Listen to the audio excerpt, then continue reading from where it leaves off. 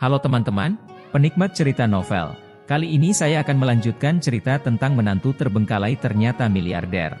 Buat kalian yang baru mendengarkan cerita dari channel Gung Rate, jangan lupa untuk dukung terus channel Gung Rate dengan cara klik tombol like dan subscribe-nya. Dan saya ucapkan terima kasih buat kalian yang sudah support.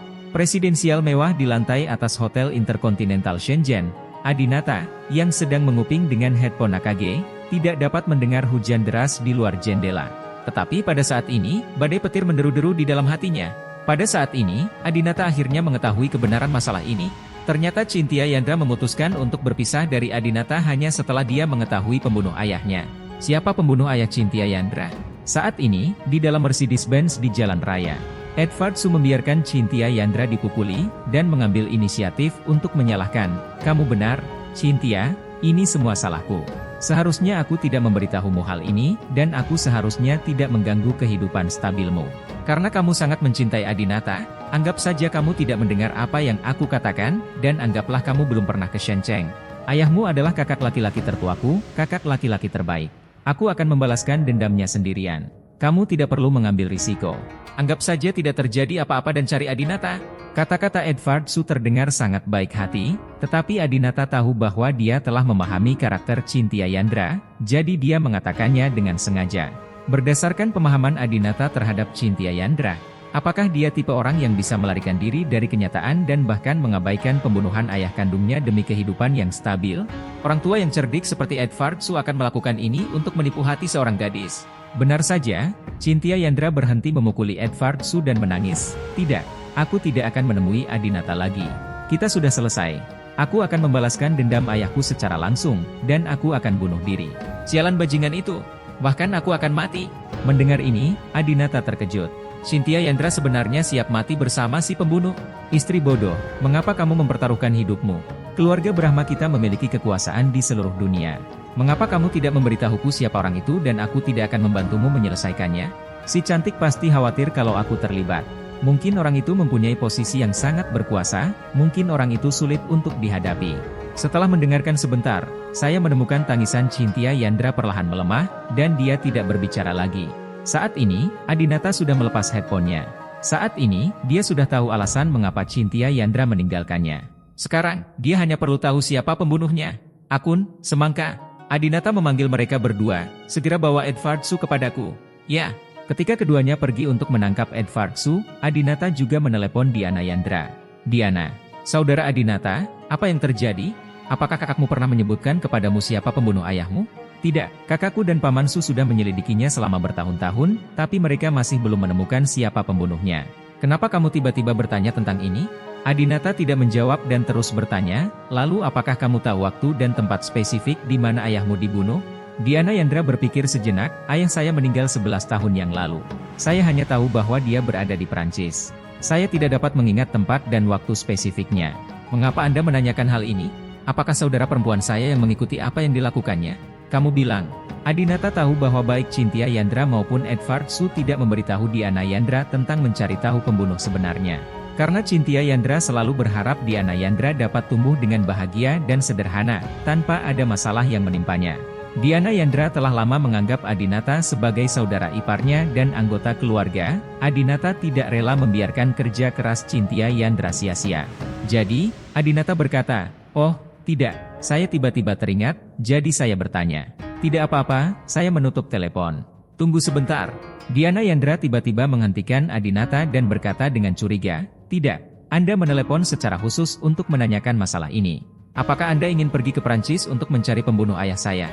Itu pasti masalahnya. Melihat adikku akan menikah dengan Edward Su, kamu pasti ingin mencari tahu pelaku sebenarnya yang membunuh ayahku, dan kemudian membalaskan dendam saudara perempuan kita. Gunakan kondisi ini sebagai imbalan atas kembalinya adikku, benarkah, untuk menikahimu?" Adinata tidak tahu harus berkata apa untuk sesaat, tetapi dia tidak menyangka bahwa gadis Diana Yandra ini benar-benar akan membuat rencana seperti itu. Sebelum Adinata dapat menjawab, Diana Yandra buru-buru berkata, "Aku pergi juga, aku pergi juga. Aku selalu ingin mengetahui lebih banyak tentang ayahku, tetapi saudara perempuanku tidak pernah memberitahuku bahwa aku juga milik ayahku, putriku. Aku juga berhak melakukan sesuatu untuk ayahku. Kenapa dia tidak memberitahuku?" Adinata, bolehkah aku pergi ke Prancis bersamamu? Tentu saja Adinata tidak setuju, saya tidak ingin pergi ke Prancis. Selain itu, sekarang hujan deras dan pesawat tidak bisa lepas landas. Saya juga tidak bisa pergi ke Prancis. Anda terlalu banyak berpikir. Diana Yandra mendengus dingin, saudaraku, saya seorang pramugari dan terbang setiap hari. Hujan kecil ini tidak akan mempengaruhi penerbangan sama sekali, oke? Dan Anda punya pesawat pribadi? Adinata masih tidak setuju, saya benar-benar tidak ingin pergi ke Prancis, saya sudah mati. Dia bilang dia tidak akan pergi ke Prancis, tapi Adinata sudah menyiapkan barang bawaannya dan menelepon untuk mengatur seseorang untuk menerimanya di sana. Segera, Dewi Disanaga kembali dan melaporkan, maaf, Tuan Brahma, kami tidak berguna. Edward Su dan Nona Cynthia Yandra pergi ke rumah mereka di Teluk Shenceng nomor 1, dan kami tidak bisa masuk. Edward Su pasti melakukan kesalahan lagi, bukankah karena pemiliknya tidak mengizinkannya masuk? Adinata mendengus dingin, beli rumah dan lihat apakah kamu mengizinkannya masuk. Ekspresi Dewi Disanaga bingung, saya bertanya, tetapi mereka tidak mau menjualnya. Teluk Shenceng nomor 1 adalah kompleks perumahan terbaik di kota Shenzhen dan bahkan di negara ini. Saya mendengar bahwa bahkan eksekutif real estate terbesar di negara ini tidak tinggal di rumahnya sendiri dan membeli rumah di Teluk Shenceng.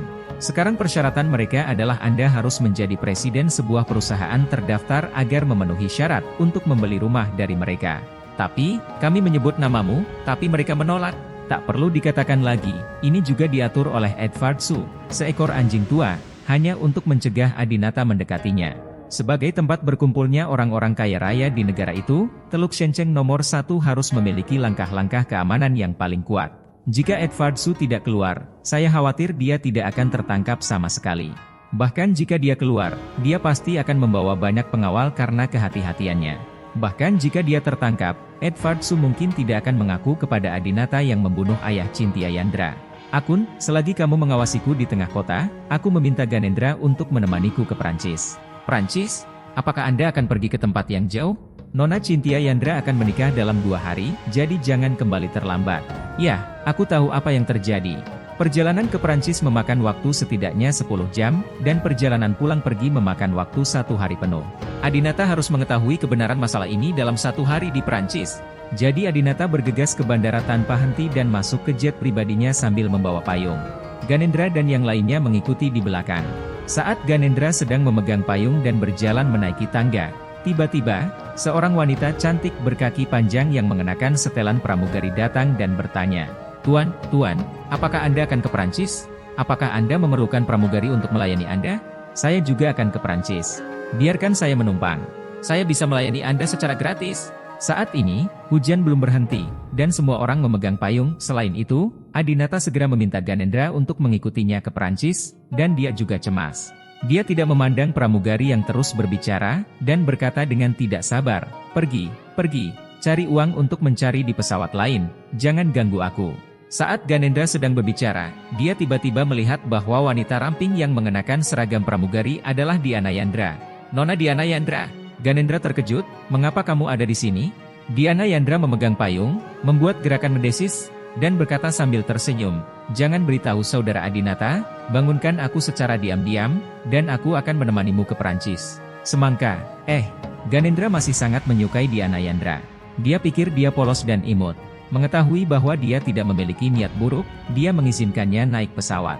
Pesawat lepas landas dengan cepat, dan hujan tidak berarti apa-apa bagi pilot jet pribadi Adinata. Karena pilot pesawatnya adalah orang Rusia.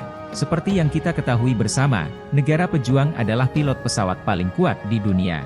Suatu ketika, Leonardo, aktor Hollywood yang berperan sebagai Jack di Titanic, terbang dengan Aeroflot. Sesuatu terjadi selama penerbangan itu, dan mesin pesawat meledak. Leonardo melihat keluar jendela dan melihat seluruh mesin terbakar menjadi bola api. Dia ketakutan dan terus berteriak.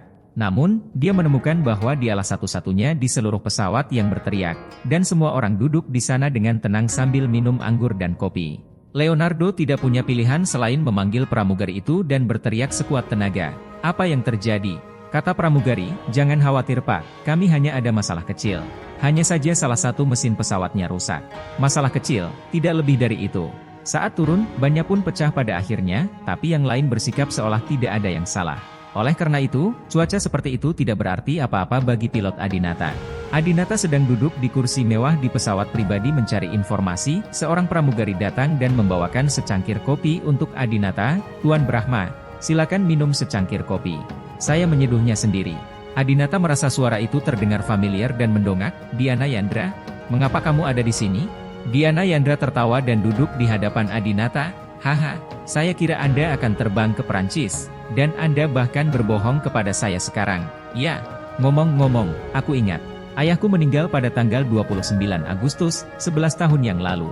Dia dibunuh di Barleba di Rue Jean-Jacques Rousseau.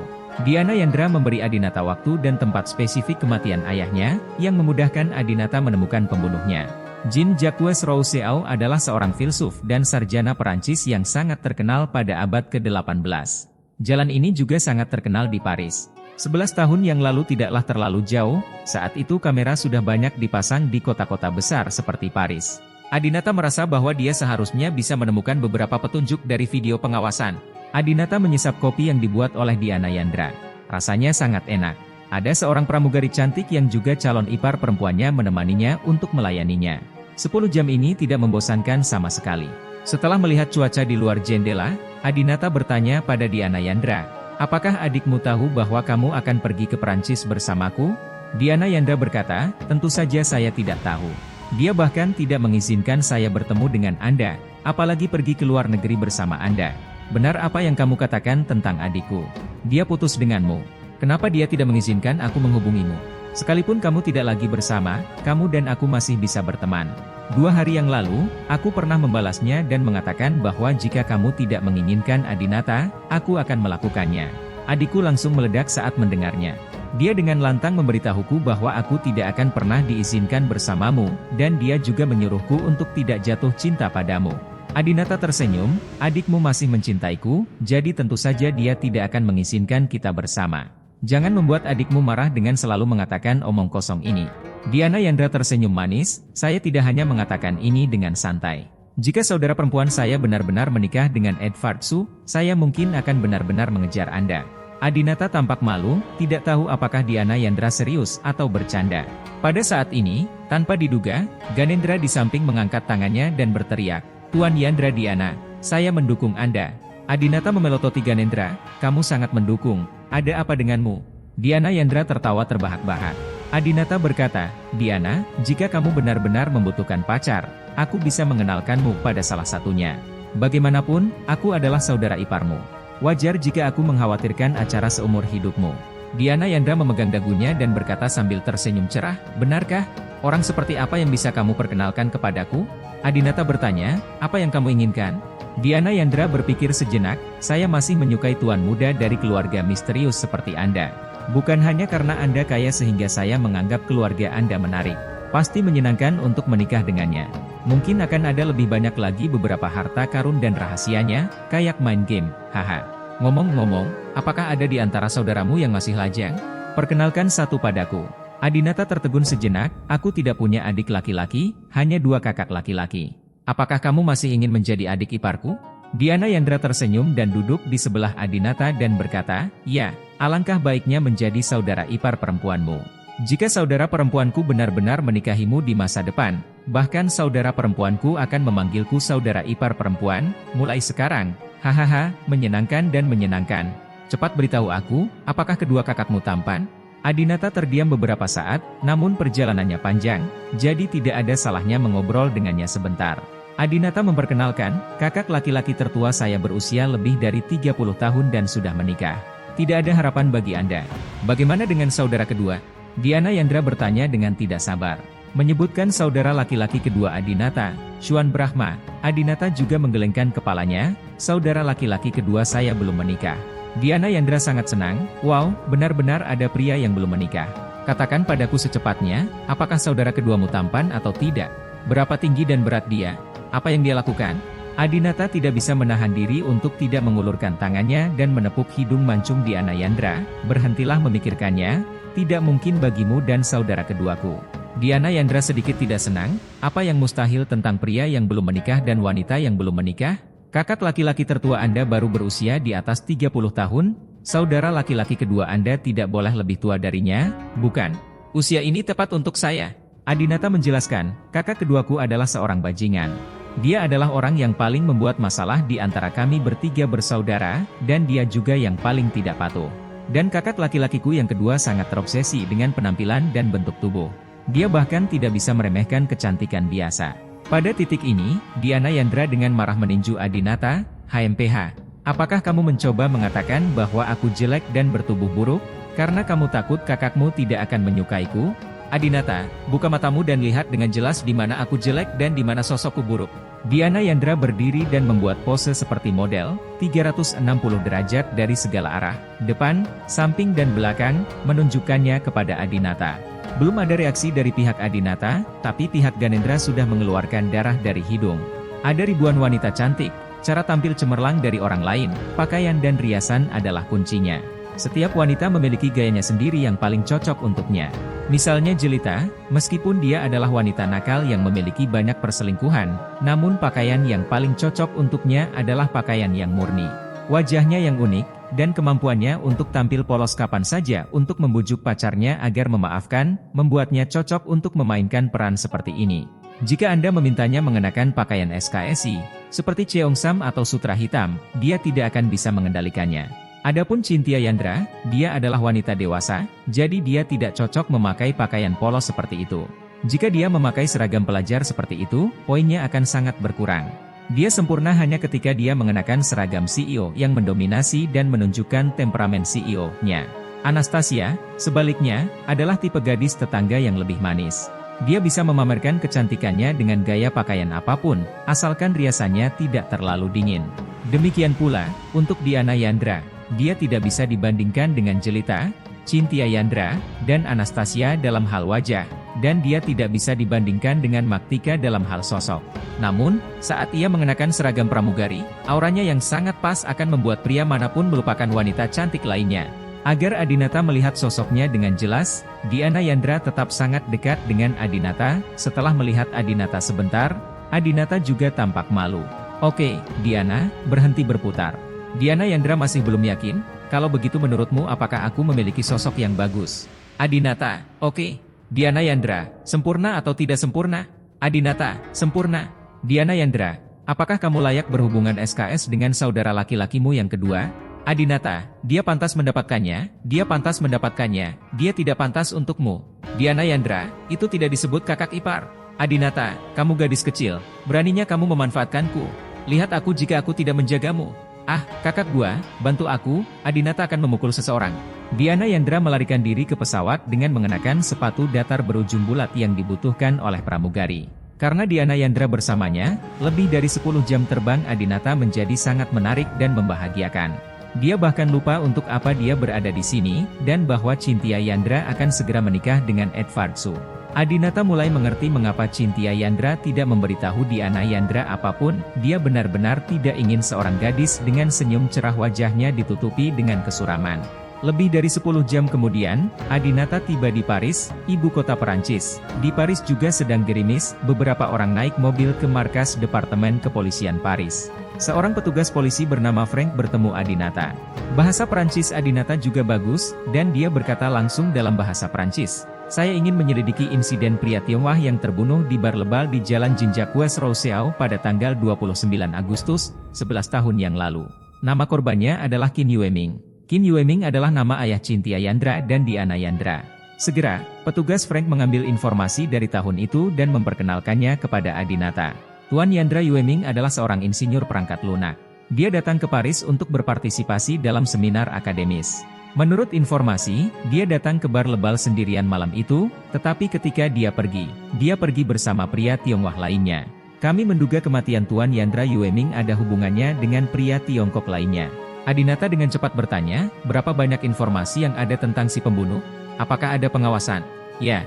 Petugas Frank menyerahkan kepada Adinata selembar kertas yang berisi informasi foto dari kamera pengintai, tetapi kertas itu sangat buram dan saya tidak dapat melihat penampilannya dengan jelas. Saat itu, berdasarkan bentuk tubuhnya, kami melakukan penggeledahan di Paris dan akhirnya menyimpulkan bahwa kemungkinan besar dia adalah seorang imigran gelap atau anggota geng.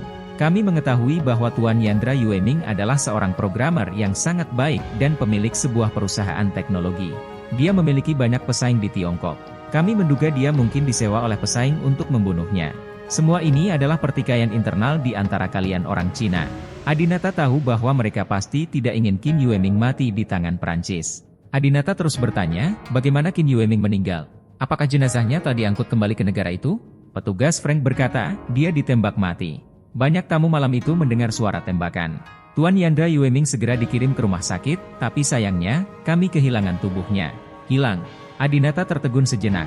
Frank berkata, ya, sebenarnya, jenazah orang Prancis lainnya hilang di rumah sakit hari itu, tetapi untuk menghindari kejahatan, staf membawa jenazah Tuan Yandra Yueming untuk dikremasi dalam upaya menyembunyikannya. Guan akhirnya ketahuan.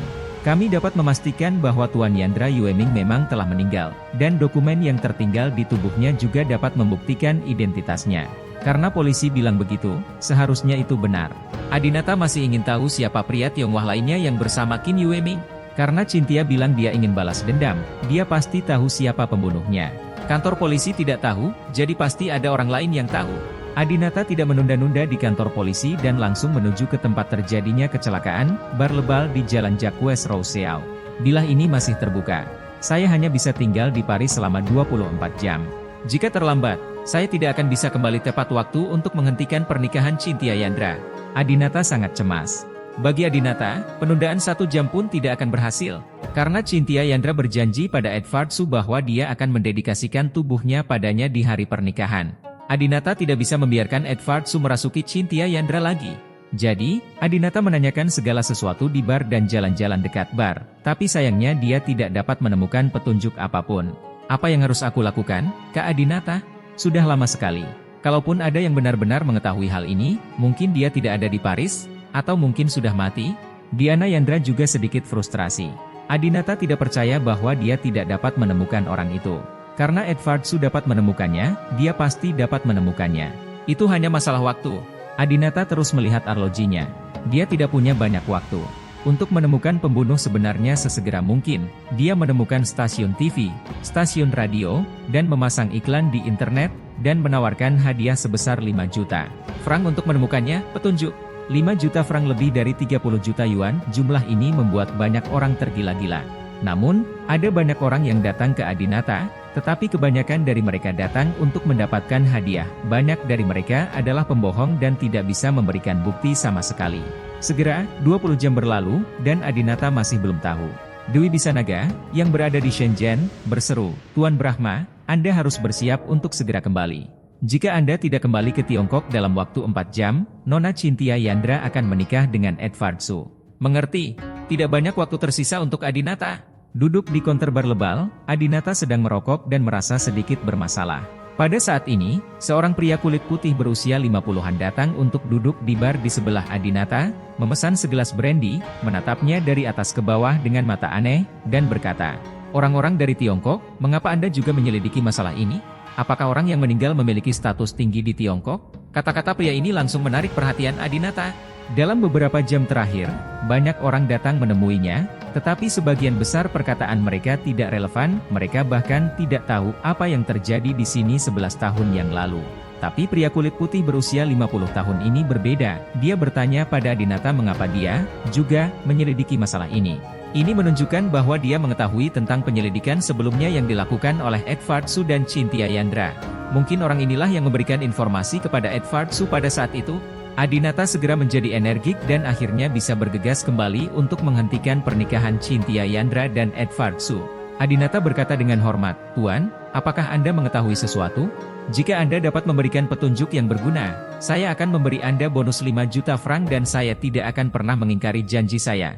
Pria kulit putih itu tersenyum dan menggoyangkan jam tangan Van Cleef Arpels di tangan kanannya, seolah menunjukkan bahwa dia juga kaya.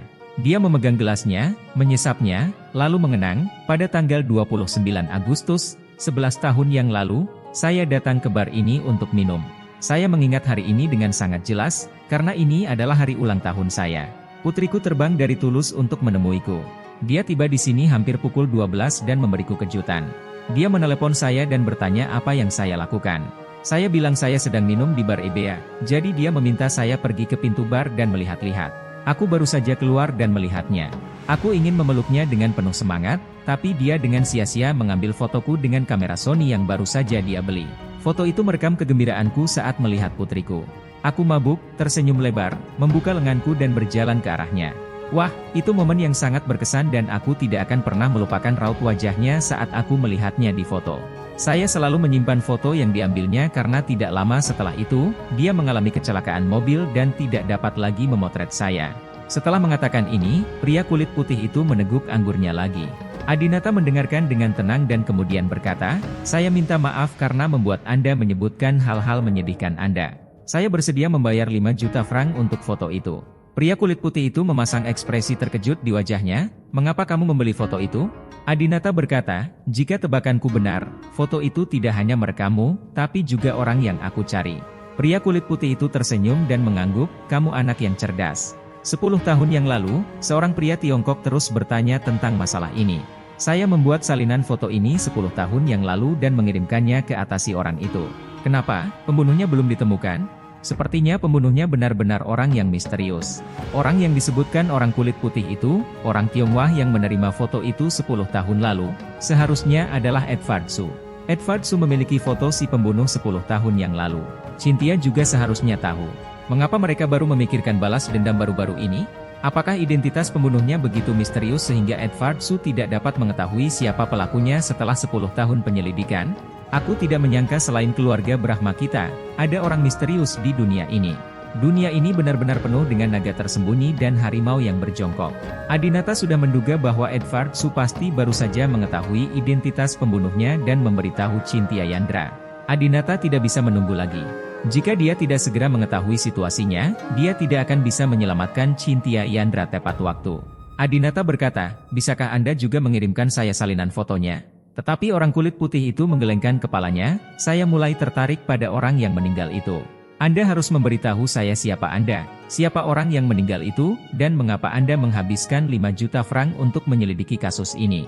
Adinata meraih Diana Yandra, yang tercengang seolah sedang mendengarkan bahasa Prancis, dan berkata, "Ini adalah putri dari pria yang meninggal. Kami semua adalah anggota keluarganya. Kami hanya ingin tahu kebenarannya, untuk membalaskan dendam ayahnya." Pria kulit putih itu terkejut, dia adalah putri pria itu? Melihat pria kulit putih itu tidak mempercayainya, Adinata berkata kepada Diana Yandra, "Apakah kamu punya foto dengan ayahmu?" Diana Yandra mengangguk, meskipun orang tuanya telah meninggal bertahun-tahun yang lalu, dan Diana Yandra telah mengganti ponselnya berkali-kali, foto orang tuanya selalu ada di setiap ponselnya. "Temukan segera dan tunjukkan pada pria ini," desak Adinata. Dia tidak bisa menunggu lebih lama lagi. "Apa yang kamu desak agar aku lakukan?" Diana Yandra mengklik album pribadi. Ada banyak foto di album pribadi. Namun, ketika dia melihat lebih dekat, layarnya dipenuhi dengan foto berkaki panjang. Dengan baik, Diana Yandra sangat malu. Ketika dia bosan, dia selalu suka menepuk-nepuk kakinya dan sebagainya. Dia tidak berani memasukkan foto-foto ini ke album publik dan memasukkannya ke dalam album pribadi. Adinata juga dengan cepat mengalihkan pandangannya, malu untuk melihat lagi. Saya berpikir, apa yang dilakukan wanita cantik ini setiap hari? Lupakan saja, semua foto selfie di ponsel mereka diambil. Ada begitu banyak foto di album foto pribadi sehingga pria tidak bisa tenang setelah melihatnya. Aku menemukan yang itu, ini dia. Diana Yandra tersipu malu dan menyerahkan teleponnya kepada Adinata, tidak lupa mengingatkan, "Jangan menggesek secara acak, yang berikutnya adalah foto pribadiku." Adinata cemas dan segera mengambilnya, mengulurkan tangannya dan berkata, "Jangan khawatir, saya tidak bisa." Sebelum dia selesai berbicara, jari Adinata secara tidak sengaja menggores foto ayah dan putrinya, mengubahnya menjadi foto Diana Yandra cemberut di kamar mandi. "Ah, Adinata, kamu orang jahat. Kamu bilang kamu tidak bisa melakukannya. Apakah kamu sengaja melakukannya?" Diana Yandra menjadi malu dan terus memukuli Adinata. "Adinata tidak berdaya untuk beberapa saat, aku tidak bermaksud begitu. Bagaimana aku bisa ingin melihat foto-fotomu yang berantakan ini sekarang?" Diana Yandra menjadi marah dan terus memukulinya. "Jelaskan padaku apa yang berantakan. Mengapa fotoku begitu kacau?" Adinata mengangkat tangannya untuk menahan serangan Diana Yandra dengan lengan gioknya. "Kamu memotret saat pergi ke toilet. Bagaimana jika tidak berantakan?" Diana Yandra sangat malu dan marah. "Saya tidak pergi ke toilet. Itu saya istirahat." Adinata meraih Diana Yandra dan berkata, Oke, berhentilah membuat masalah. Aku tidak akan menyentuh ponselmu lagi. Ambil ponselmu dan tunjukkan foto ayah dan anak perempuanmu kepada pria kulit putih ini." Mendengus, Diana Yandra sangat marah. Jika bukan hari ini untuk melacak pembunuh ayahnya, dia harus melawan Adinata selamanya. Setelah melihat foto pribadinya, dia bahkan mengolok-oloknya. Diana Yandra menggambar ulang foto ayah dan putrinya, lalu menunjukkannya kepada pria kulit putih. Pria kulit putih itu terkejut dan sekilas mengenali Qin Yueming di foto. Ya, itu pria ini. Namun, ini adalah foto 11 tahun yang lalu, ketika Diana Yandra masih sangat muda. Diana Yandra khawatir pria kulit putih akan mengira gadis kecil di foto itu bukanlah dia. Diana Yandra bertanya pada Adinata, apakah menurutnya yang ada di foto itu bukan aku? Adinata dengan cepat menjelaskan kepada pria kulit putih itu, gadis kecil di foto itu benar-benar wanita di depanmu. Kami tidak perlu berbohong kepadamu. Pria kulit putih itu membandingkan gadis di foto dengan gadis jangkung dan anggun di depannya, dan mengangguk, kamu masih bisa tahu dari matanya, kamu memang putri pria itu. Adinata sangat gembira, sekarang identitas kami telah dikonfirmasi, bisakah foto-foto itu dijual kepada kami? Pria kulit putih itu menggelengkan kepalanya, tidak, saya tidak akan menjualnya kepada Anda. Saya akan memberikannya kepada Anda secara gratis. Saat dia mengatakan itu, pria kulit putih itu mengeluarkan sebuah amplop dari sakunya, menyerahkannya kepada Adinata, dan berkata, saya harap Anda dapat menemukan pembunuhnya sesegera mungkin. Setelah mengatakan itu, pria kulit putih itu pergi. Terima kasih. Saat ini, Adinata dan Diana Yandra sangat bersemangat, mereka akhirnya ingin tahu siapa pembunuh yang membunuh ayah Cynthia Yandra dan Diana Yandra. Saudara Adinata, cepat buka dan biarkan aku melihat mana yang membunuh ayahku, desak Diana Yandra. Adinata mengangguk dan mengeluarkan foto dari amplop. Dalam foto tersebut, di tengah adalah pria kulit putih yang baru saja pergi. Dia menghadap kamera dengan senyum cerah. Namun, Adinata dan Diana Yandra sedang melihat ke sampingnya. Di sebelah kanannya, itu adalah Qin Yueming dan pembunuhnya. Melihat orang yang mengikuti Qin Yueming, Adinata langsung tercengang. Bagaimana mungkin dia? Tidak mungkin, tidak mungkin. Bagaimana ini bisa terjadi? Akhirnya melihat foto itu dan akhirnya mengetahui kebenarannya. Adinata tidak bersemangat seperti yang dia bayangkan, tetapi berada di ambang keterkejutan atau bahkan pingsan. Diana Yandra melihat penampilan Adinata dan berkata dengan emosional, Saudara Adinata, apakah Anda kenal pria di foto itu? Katakan padaku secepatnya, siapa pembunuhnya? Siapa dia? Adinata tertegun dan berkata-kata demi kata, dia adalah ayahku. Apa? Sekarang giliran Diana Yandra yang tertegun, dia menutup mulutnya, tidak percaya bahwa semua ini benar. Air mata dengan cepat jatuh dari matanya. Diana Yandra menatap Adinata dengan mata kabur, orang yang membunuh ayahku sebenarnya adalah ayahmu? Saat ini, Adinata dan Diana Yandra sama-sama mengerti mengapa Cynthia Yandra putus dengan Adinata dan menikah dengan orang lain. Karena Adinata adalah putra dari pembunuh yang membunuh ayah Cynthia Yandra dan Diana Yandra. Cynthia Yandra tidak bisa menikahi musuhnya. Diana Yandra sangat bersemangat sehingga dia menampar wajah Adinata. Bentak. Tamparan Diana Yandra sangat berat, seolah-olah dia telah menggunakan seluruh kekuatannya, tetapi Adinata tidak bergerak sama sekali, dan dia bahkan tidak merasakannya sama sekali. Kejutan di hatinya telah melumpuhkan tubuh Adinata. Diana Yandra menampar Adinata, menangis dan berteriak kepadanya, Adinata, aku benci kamu. Aku benci kamu, orang-orang keluarga Brahma. Aku tidak ingin melihatmu lagi. Setelah mengatakan itu, Diana Yandra berbalik dan pergi. Diana. Adinata meraih lengan ramping Diana Yandra, tapi Diana Yandra membuangnya dengan marah. Diana Yandra tetap saja kehabisan. Saat ini, di luar bar lebal, Ganendra sedang menonton dan merokok.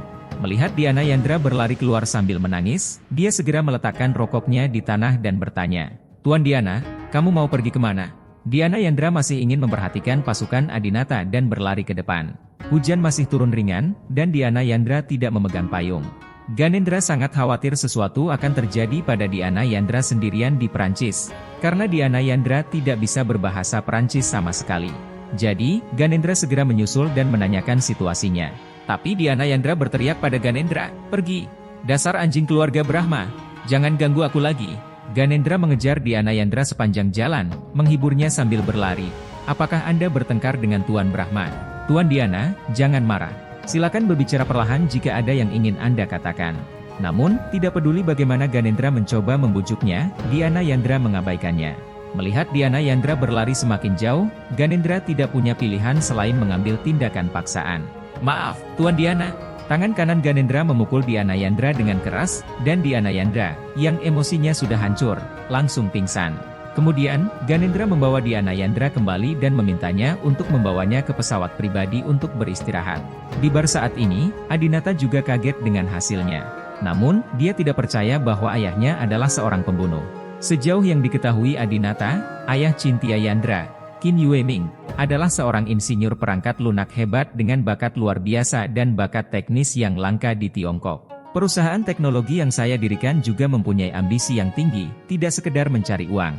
Orang dan talenta baik seperti itu tidak mungkin menjadi musuh keluarga Brahma. Jadi, Adinata segera mengangkat telepon dan menelepon ayahnya, Ye Zhengnan. Nyatanya, hubungan Adinata dan ayahnya tidak terlalu dekat. Setidaknya tidak sedekat hubungan ayah dan anak dalam keluarga biasa. Pasalnya, cara pendidikan keluarga Brahma akan melemahkan hubungan keluarga antara ayah dan anak. Anak-anak menerima berbagai pelatihan dan pengalaman sejak dini, dan ayah tidak mengawasi mereka secara pribadi, karena jika ayah mengawasi mereka secara pribadi, dia mungkin tidak ingin anak-anaknya terlalu menderita.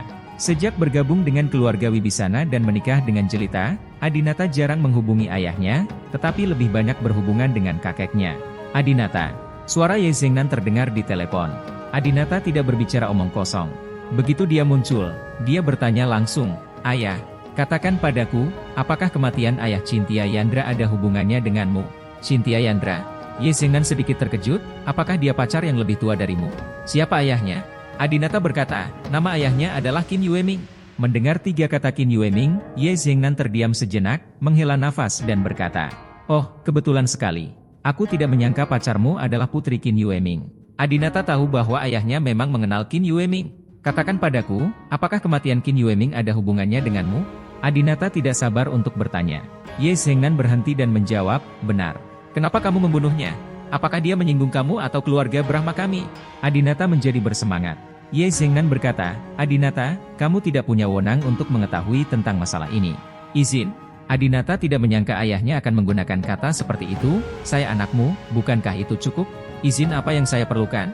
Ye Zhengnan berkata, "Kamu harus menyelesaikan semua pengalaman yang diberikan kakekmu sebelum kamu memiliki wewenang untuk mengetahui kebenaran tentang masalah ini." "Adinata, aku ingin memberitahumu alasannya sekarang, tapi kakekmu menetapkan peraturan ini, dan aku tidak bisa melanggarnya."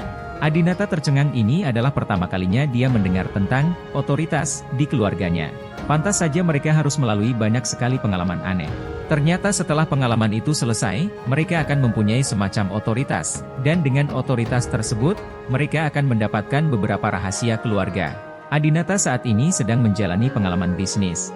Meskipun dia dapat memulai grup Adinata Brahma, dia mungkin tidak dapat memenuhi persyaratan kakeknya. Apalagi setelah pengalaman bisnis, saya tidak tahu pengalaman apa yang ada. Adinata mungkin tidak dapat menyelesaikan pelatihan dan memperoleh otoritas dalam waktu singkat, setidaknya dalam 2 atau 3 tahun. "Ayah, tidak bisakah ayah memberitahuku sekarang? Jika ayah tidak memberitahuku, Cynthia Yandra akan menikah dengan orang lain." Adinata berkata dengan penuh semangat. Ye Zhengnan menghela nafas dan berkata, "Anakku, kamu menganggap cinta terlalu serius. Kamu tidak memiliki cukup pengalaman emosional sekarang. Kehilangan Cynthia Yandra kali ini harus dianggap sebagai semacam pengalaman." Setelah mengatakan itu, Ye Zhengnan menutup telepon. Adinata duduk kembali di bar, menyalakan rokok, mengambil segelas brandy, dan terus minum. Ganendra berlari masuk dari luar dan melapor kepada Adinata, "Tuan Brahma, Nyonya Diana baru saja menangis sangat keras, jadi saya mengirimnya ke pesawat untuk beristirahat. Kapan kita akan berangkat? Pernikahan anjing tua Edward Su akan dimulai belasan jam lagi. Jika kita tidak berangkat, kita tidak akan bisa hadir." Menghadapi pertanyaan Ganendra, Adinata menggelengkan kepalanya. Ayah Cynthia Yandra dibunuh oleh ayah Adinata, dan Ye Zhengnan sendiri yang mengakuinya. Bagaimana Adinata berani kembali, merusak pernikahan Cynthia Yandra, dan bersamanya? Persis seperti itu, 1 jam berlalu. Ganendra berlari masuk. "Sudah hampir terlambat, Tuan Brahma, ayo pergi." 1 jam lagi berlalu. Ganendra berlari lagi. "Kami tidak bisa membiarkan anjing tua Edward Su itu menikahi wanitamu. Pada malam pernikahan, cucu itu tidak akan pernah jujur.